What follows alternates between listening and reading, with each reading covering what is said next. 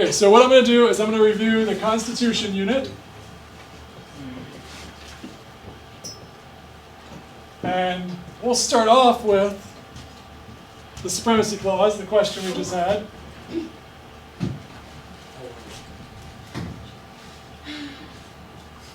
So what is the Supremacy Clause? If like the national government and the states or whatever get into a little bit of a tussle or whatever, the national government always wins. Right. If there's a conflict between a state law and the national law law always wins. So the national law is supreme over the state laws. Now remember, in federalism, there is a distinct difference in the powers of state and national government. That's a separate issue. Federalism is a separate issue. This is when we're talking about a conflict between a state law and a national law. An example of this would be, say, minimum wage laws.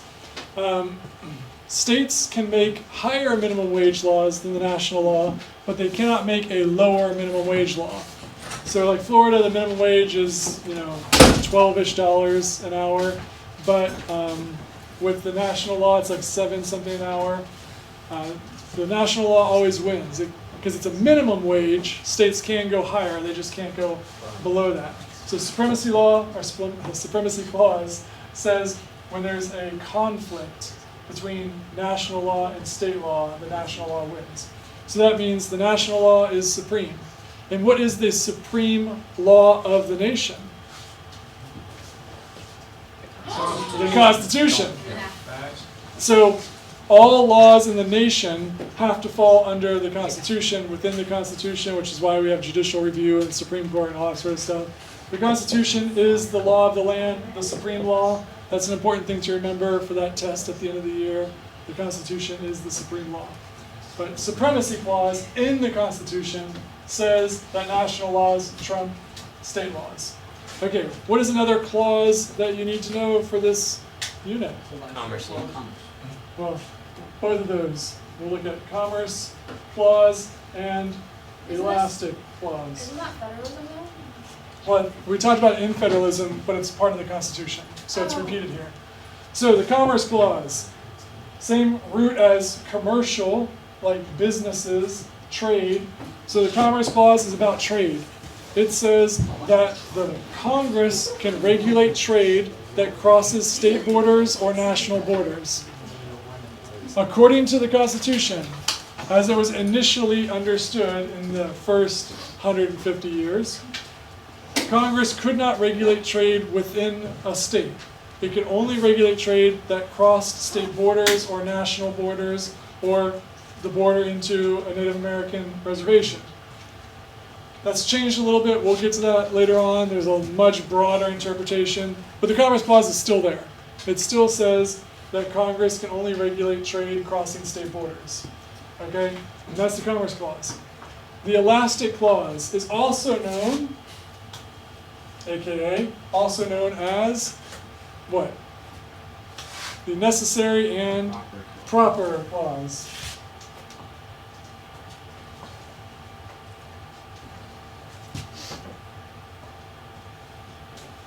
Necessary and Proper Clause. Okay? This says that Congress can do things that are needed, necessary and proper, to carry out its functions. Now there are two types of functions in Congress. One are called enumerated powers. Spell that wrong. Enumerated powers. And the other are implied powers. And this is not just for Congress, it's for President, judicial. Okay, the enumerated powers. The root word there is numer, which is like numeral. What's a numeral? A number. A number. So these are like numbered powers. Think of it as numbered, like 1, 2, 3, which is listed. When you number something, you're listing it. So these are the listed powers. These are the things that the Constitution specifically says the President can do, or the Congress can do. These are powers that are numbered or listed in the Constitution. One of the listed powers of Congress is to declare war. Okay? That's an enumerated power. It is implied by that if they're going to declare war, they must be able to form an army. Okay? That's not numbered or listed, but it's implied. Because remember the Articles of Confederation, the problem was they could declare war, but they couldn't form an army. So that was useless. So it's implied, if they can declare war, they must be able to form an army. So these are implied powers versus enumerated powers. The necessary and proper clause or elastic clause deals with implied powers. These are things that are not directly stated in the Constitution, but the Constitution does say Congress can do anything necessary and proper to perform its duties. And one of its duties is declaring war. So it's necessary and proper, or implied, that they can form an army. So implied powers go with the elastic clause, necessary and proper clause. It's called the elastic clause. Like the Constitution actually says necessary and proper. It's sometimes called the elastic clause because it gives the Congress, the president, some ability to stretch their powers within a certain boundary. Okay? So elastic, necessary and proper, same thing, deal with implied powers. Okay, what else do you guys want to know about with the Constitution? Literally anything that's going to be on the test or it's actually like needed to know. Okay, anything on the test. How about Articles 1, 2, and 3? What is Article 1 of the Constitution about? The right to bear arms. That's Amendment 2. That's just Freedom of speech. So, They can worship any religion they want. let me clarify. This has come up in each class. A lot of people are confusing Article 1 with Amendment 1. The amendments are the changes, the things that are added to the Constitution. The articles are the original part of the Constitution, and they're organized into groups based on what they are talking about. Article 1 is talking about the legislative branch. Article 2 is talking about the executive branch. And Article 3 is judicial. Okay. If you ever read the Constitution, it's kind of a boring document. It's not meant to be exciting. All it does is say, here's how the government's going to be organized. Here's how we're going to elect representatives. Here's how we're going to decide who gets to be a senator. Here's the powers of the Senate. It just organizes, it constitutes, that's why it's called the Constitution, it constitutes or forms the basis of the government. It was not meant to be an exciting document. It is meant to be a legal document so that when there's an argument about what government can do, we have a constitution to go back and look and say, okay, it's like a contract. It says this. Contracts are not exciting documents. Laws are not exciting documents. It's not meant to be exciting. So Article 1 forms or organizes, gives the rules for the legislature. Why do you think they started with the legislature as Article 1? It's the strongest, most powerful branch. They start right off the bat with it. So what it does is it tells us the legislature exists. The legislature is going to be formed of two houses. The two houses are the House and the Senate. It goes through and explains that representatives in the House of Representatives are elected for 2 years. They have to be 25 years old. You know, it goes through all that sort of stuff. It says the Senate is elected for 6 years. They have to be 30 years old. It just outlines what the legislature is and will do. Article 2 is about the executive, the president. It outlines who the president is, how long the president's going to serve for, how the president gets elected, all of that kind of stuff. That's Article 2 because that was considered the second most powerful. And then Article 3 is the judicial. That's the third. They thought that was the weakest. In the last several decades, the judicial has become more and more powerful, more and more important. But originally, it was considered to be the weakest. After that, you have some more articles. You don't really need to know the specifics of those articles. They get into how the Constitution was going to be ratified, first approved. It gets into the amendment process and how we can change the Constitution. That's all in there. But what you do need to know is Articles 1, 2, and 3, legislative, executive, judicial. Then, amendments.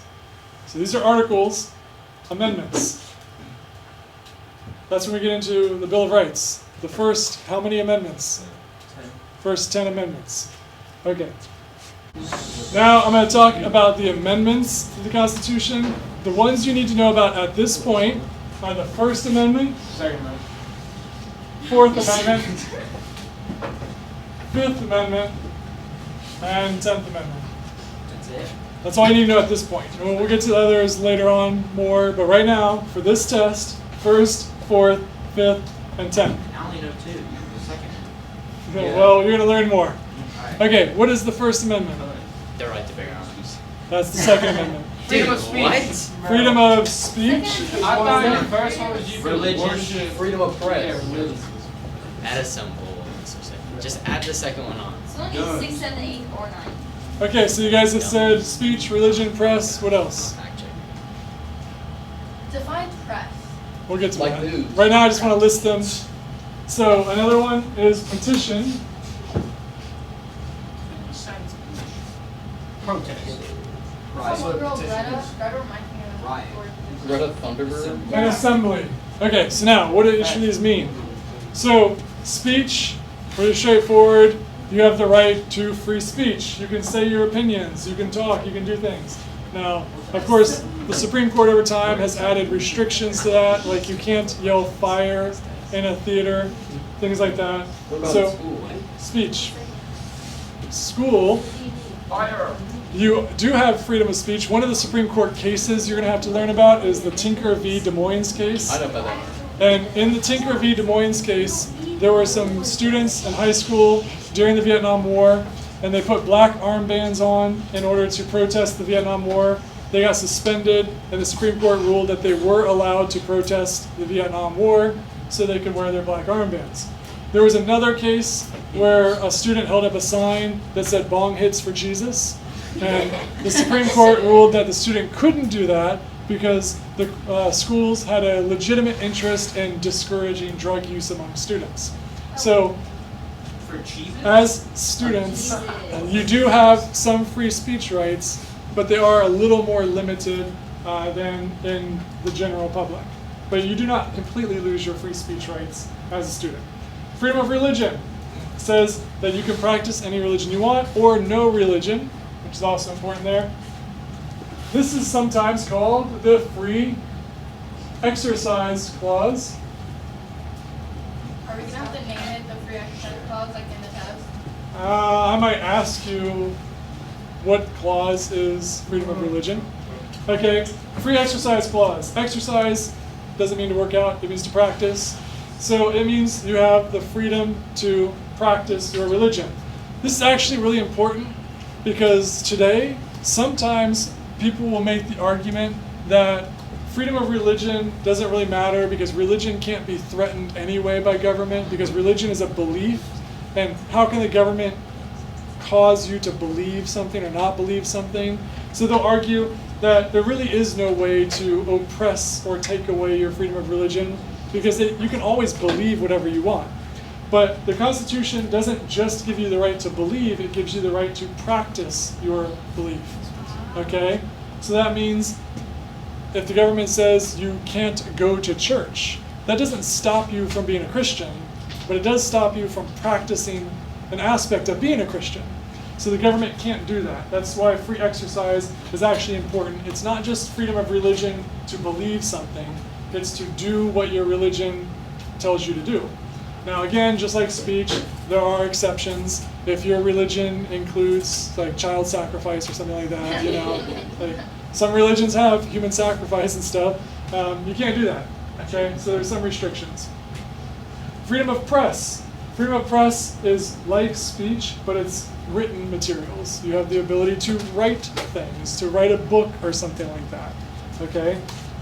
Freedom of petition is asking the government, protesting, asking the government to change something. It's the freedom to petition for the redress of grievances, or redress is addressing, solving problems. So you can complain about the government. Freedom of assembly is the right to gather with other people to form groups. So these are the 5 specified, enumerated rights in the Bill of Rights. there's actually a sixth right that's hidden in the First Amendment. There's something called a penumbra. This is a word you will not see very often, but maybe in earth science, you might have heard of it. Penumbra means shadow. So in earth science, when you study the phases of the moon, a crescent moon means you can see what about the moon? Half the moon. No, You- crescent of the moon. You can see a little sliver of the moon, a crescent. The part you cannot see that is in a shadow is called the penumbra. Okay? In this case, in legal terminology, penumbra is something that isn't obvious, but it's hidden. And the Supreme Court has ruled that there's a hidden right in the First Amendment. That's a right to privacy. Now, why does this matter? So, in all of these rights, for example, the Supreme Court has ruled you have the right to be anonymous. You can write whatever you want, but you do not also have to put your name on it. So you can write under a fake name. Okay? That's important because let's suppose you wanted to write something critical of the government.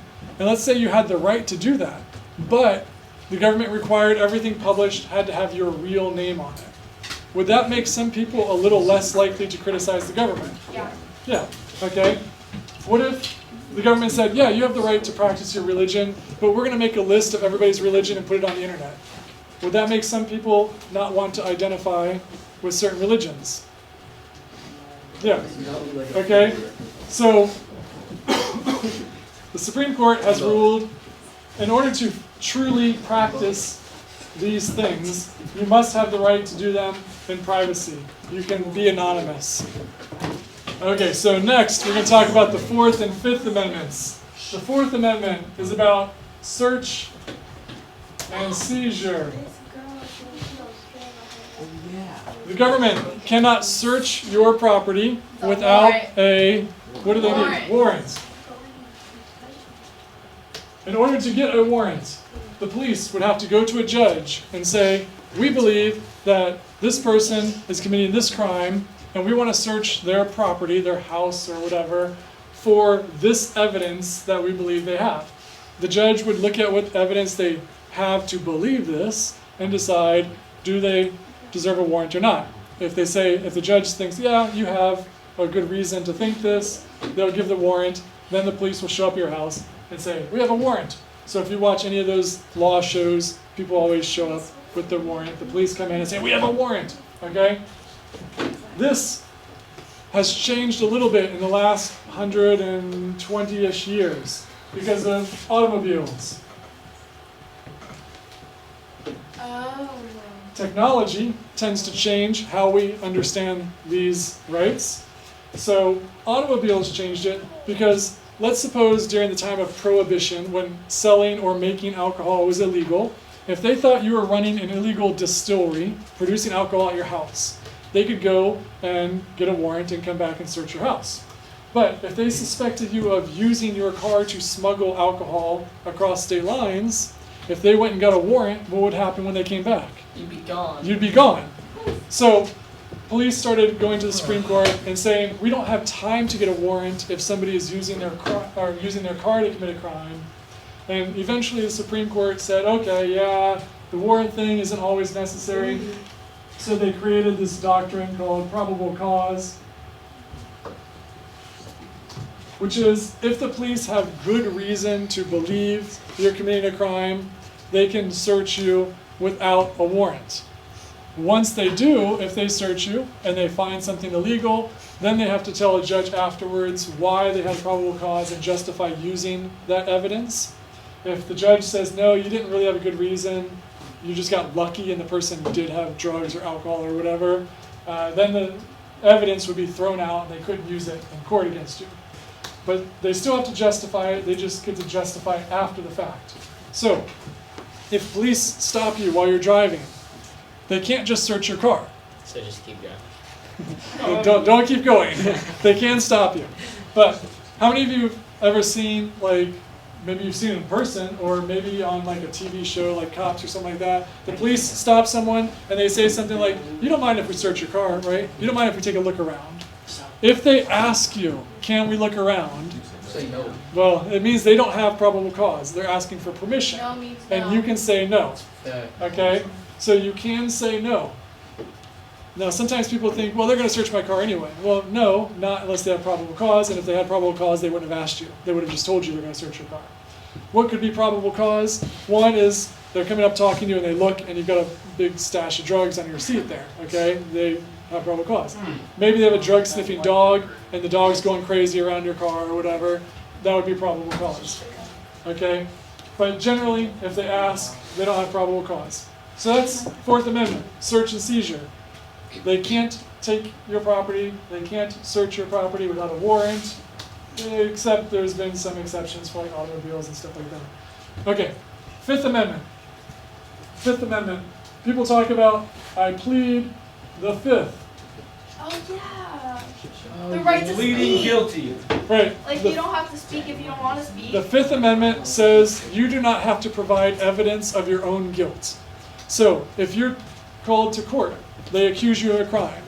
They cannot make you testify against yourself. Pleading the Fifth means you're not speaking, you're not being called as a witness. They can call other witnesses against you, but they can't force you to be a witness against yourself. Now that's in court. In normal everyday life, if you've ever heard somebody read their Miranda rights on TV, hopefully, not in person, but if you've heard it on TV, you have the right to remain silent. Anything you say can and will be used against you in a court of law. They're telling you, you have the right to not give evidence. So, if a cop comes up to you and says, what did you just shove in your pocket? You can say, am I suspected of a crime? And they'll say yes or no, and explain if they have probable cause. If they say, well, no, I didn't accuse you of a crime, you just say, okay, then can I go? And the cop will be like, yeah, I guess so. Or they'll say, no, I think you stashed drugs in your pocket. And then you go through the whole probable cause They look thing. their own way. But you do not have to explain what you put in your pocket. You don't have to provide evidence of your own guilt. Okay? So this is why in court dramas, legal dramas, those TV shows, people will say like, I want to talk to my lawyer. I'm not saying anything until I talk to my lawyer. So you do not have to testify against yourself. That's the Fifth. These two, Fourth and Fifth, are really big protections for people in our legal system. They can't search you without probable cause or a warrant, and they can't force you to talk if you don't want to. Any questions on the Fourth and Fifth Amendments? Okay. 10th Amendment. 10th Amendment limits the federal government. It says that the federal or national government can only do what the Constitution says it can do. If it's not in the Constitution, then it's reserved for the people or the states. Originally, the national government was supposed to be relatively small and very limited. This again has changed a lot under a certain type of federalism. What was that federalism that expanded the power of the national government a lot? Wait, what was the question? Which type of federalism expanded the national government's role a lot? Cooperative federalism. Okay, but originally, the national government was really limited, and that's the 10th Amendment. One of the things to remember is that when the Federalists and Anti-Federalists were arguing, one of the complaints the Anti-Federalists had was that the rights of people were not listed in the Constitution. The Federalists, like James Madison, argued they didn't want to list people's rights because if they did, then future governments could say, well, you don't have any rights that aren't listed in here. You only have these rights. The Anti-Federalists said, no, if we don't list their rights in the future, the government might say you have no rights because the Constitution doesn't give you any rights. So they compromised and came up with the Bill of Rights, which says you have these rights, but then at the very end, it says these are not your only rights. You have other rights. The national government is limited to just what the federal government says, but the people are not limited in their rights. So that was the compromise, was making a Bill of Rights, but including that 10th Amendment, so that you do have listed rights, but these are not all your rights.